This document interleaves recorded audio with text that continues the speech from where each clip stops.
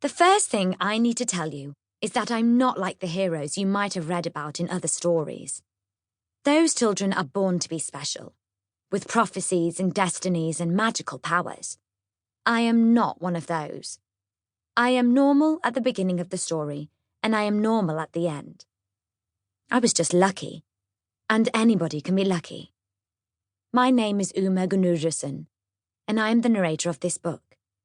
I don't have much of an imagination, and I've always struggled in English lessons to think up clever, twisting stories with wild plots and weird characters. So I'm going to have to tell you a real-life story. And what I'm about to tell you is completely, 100% true. Anyone who knows me says I'm the most honest person they've met, apart from when I lie. But I only ever do that for good reason, so you have to believe everything I say. Nothing like what happened to me will ever take place again, and that's why this book is not only the first book I've ever narrated, but will also be the last.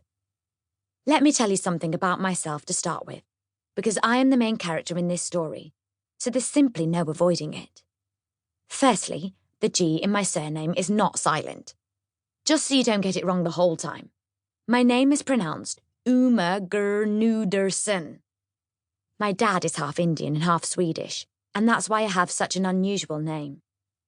My dad also has the bushiest caterpillar eyebrows in the whole world, and hair coming out of his ears. Lexi Ramblin says my ears are so big they make me look like a gigantic football trophy. But she's the meanest, most horrible girl in the whole of Tilney-on-Sea. She leads a gang of bullies who make everyone's life at school a misery. So I just try and ignore her. I think my eyebrows are quite normal. I'm top of my year group for vocabulary because I read so many books. And every time I find a new word, I put it in my own personal dictionary that I've been writing. I'm not top of the year group for having friends. I sometimes wonder if writing my own dictionary and not having many friends might be connected in some way. My hair is blonde with very tight curls, and so thick I can hide things in it. Seriously, sweets, rubbers, everything, except silly putty. Now that was a bad experiment. My dad was hacking it out of my hair for days. I'm going to start my story on the day that 4 exciting things happened. To create tension and build anticipation, I shall tell you about them in order of excitement. 1. Not that exciting. School finished for summer. When the bell rang, I ran outside as quickly as possible, trying to avoid Lexi and her gang, which is when the second thing happened. 2.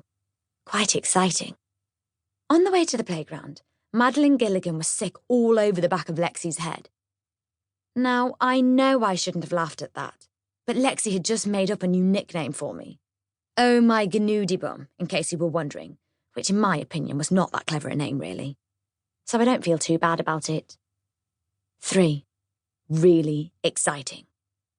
When I got home, who was there to greet me but good old Allen Carrington?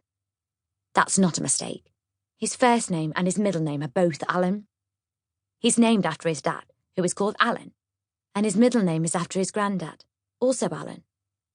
I've often wondered if he will have to call his son Allen Carrington and so on. And even though I call him good old Allen, he's not actually old, but he is good. Allen is my best friend in the whole village. He lives next door, but he goes away to boarding school each term. And I couldn't have been happier that he was back for the summer holidays. He's my age, a bit smaller than me, wears glasses, which makes him look clever, and likes inventing really cool things. And he always seems to have the answers to whatever questions I can think of. And I have lots of questions. For instance, questions I've thought about just today are: why do old people shrink?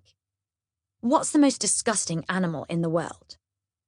After much research, I have decided it is a fish called the pearlfish.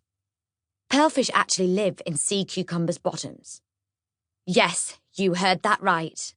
Pearlfish live in sea cucumbers' bottoms. And how did they do that?